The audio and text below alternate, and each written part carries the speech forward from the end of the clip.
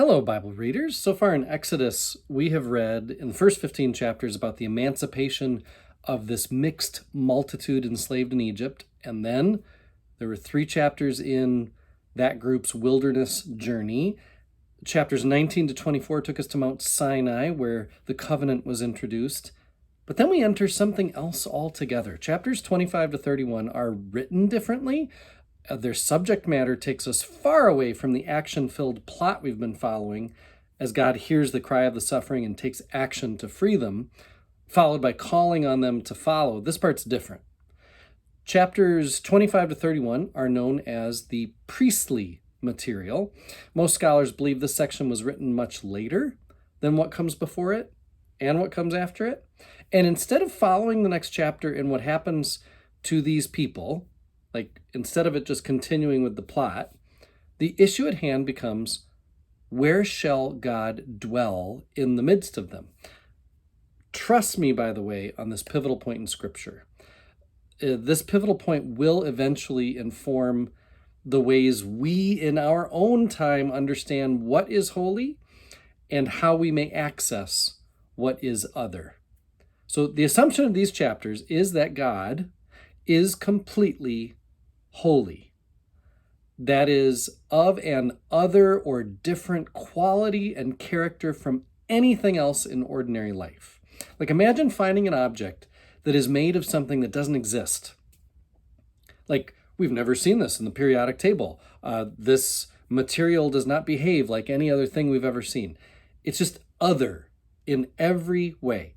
Well, that's what holy means. Holy means other. God, although we're in relationship with God, we've got a name for God, kind of.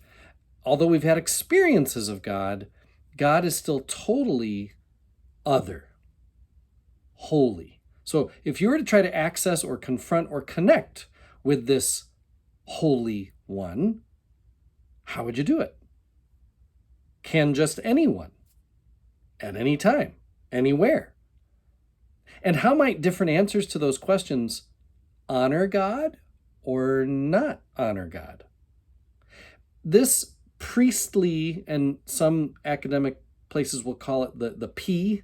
So there's a D, there's a J, there's a P. The priestly material gets caught up in the specifics of a tabernacle in this section. Brueggemann says, by the time this text was composed, the temple in Jerusalem was likely destroyed. The priests of that time likely wanted to describe a suitable place for God to dwell that was not the temple. A tabernacle, and so it's convenient to put their story in the Exodus narrative. A tabernacle honored God's freedom to be present and be on the move too when needed. So, like I said, stay with me. The reason it's helpful to know about the tabernacle is that it shows what Israel's thinking about the God they're seeking to encounter. A God who dwells in this tabernacle doesn't do anything. This is a God who would simply be, right? In the tabernacle, God would be present, and that's about it. And that's enough. In the eyes of the priests, that God dwells in the midst of their community, that is enough. That's awesome. So that's why we read in chapter 25 of all the details about the artistry and the construction of a place where God would be. Okay, but what about us, right? How will or can humans, if at all, access this God who is? And it turns out not just anyone can access this tabernacle or come into the presence of this God. Only very special, very well qualified people can. Guess who those people would be? Priests, of course. They're the ones who are writing the book.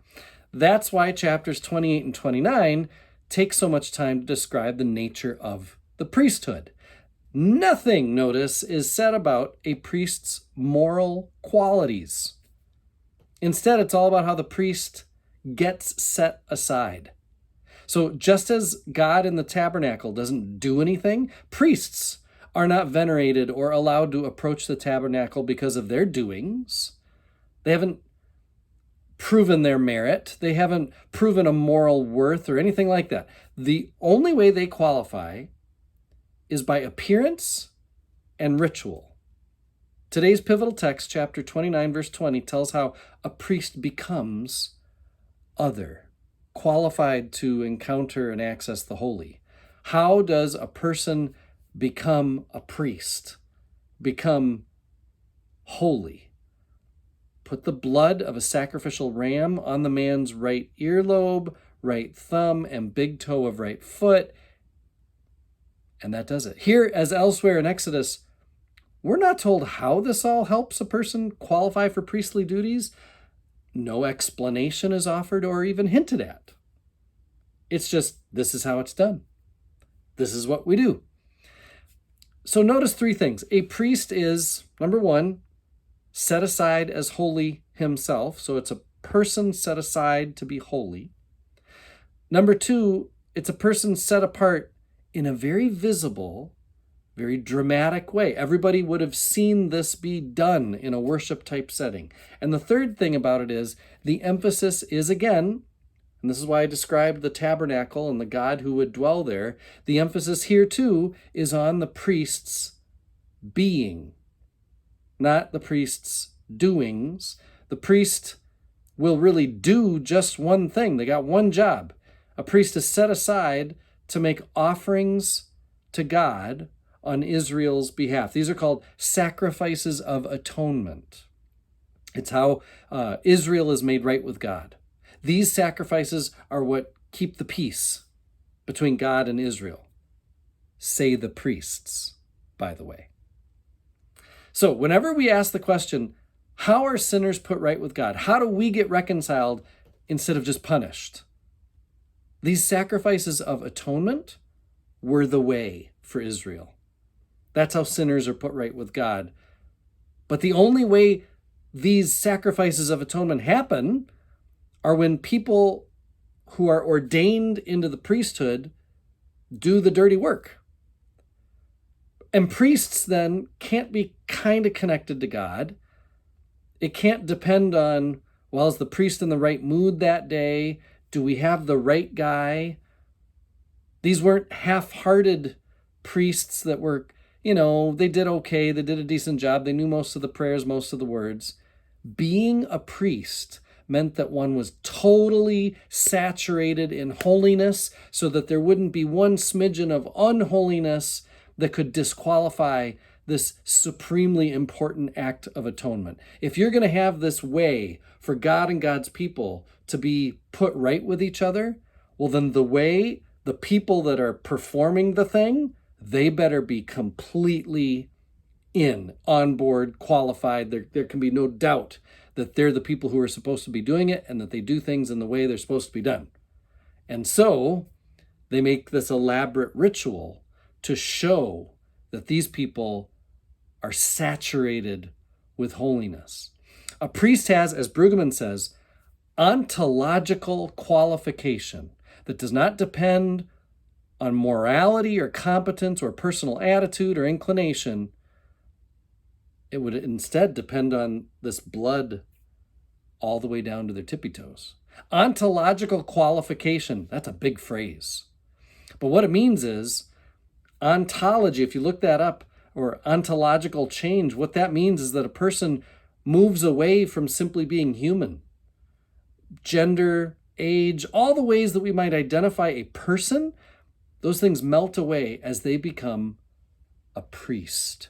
A priest is like ontologically different from a person. Like there's men, there's women, there's priests. Priest is other. Priest is holy. They become holiness. They become priest.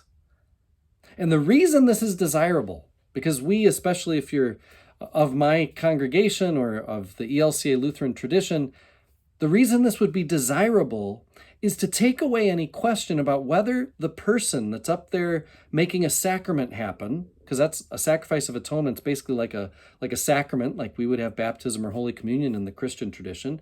But you don't want to question whether what's being done up there is really working.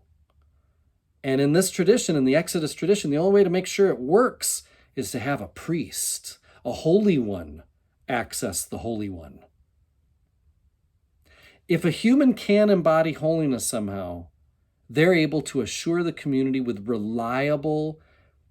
a guarantee that by becoming priests down to their tippy toes, they can make the necessary sacrifices that keep Israel all good with God.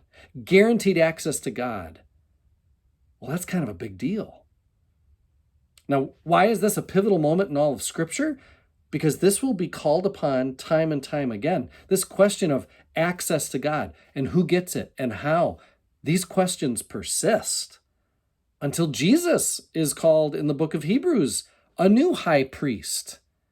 And Jesus is also called in the New Testament a sacrificial lamb. That would be like a sacrifice of atonement, what puts us right with God. So Christians claim that sacrifices of atonement after the resurrection, they're not necessary. Jesus was the last sacrificial atonement gift, you could say. Humans, all the mixed multitude of us, are made right with God, not anymore through killing rams or lambs or anything else, but through the death and resurrection of Jesus. And if we don't need to make these sacrifices of atonement, then we don't need a holy priest class of humans to do our sacrifices for us. That would mean that access to God wouldn't only be made available to the priestly holy class, but it would be made available to all. Almost like we would then all be in a priesthood of all believers. See what I did there? It's a pivotal moment. And in the next post, we're going to hear more from chapter 29, verses 45 to 46, the dwelling emancipator. I am one with my God. My God is with us, all of us, at all times and in all places.